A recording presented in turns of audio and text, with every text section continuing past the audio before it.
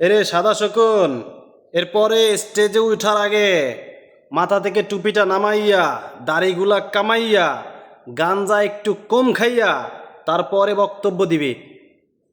মিথ্যাবাদীর বাচ্চা মিথ্যাবাদী।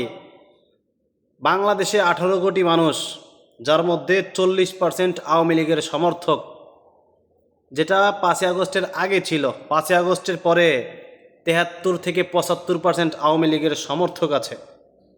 73 75 বা 40% ধরলেও 7 কোটি+ আওয়ামী লীগের সমর্থক, যারা তোদেরকে ঘৃণা করে, যারা স্টিল নাও আওয়ামী লীগকে চায়।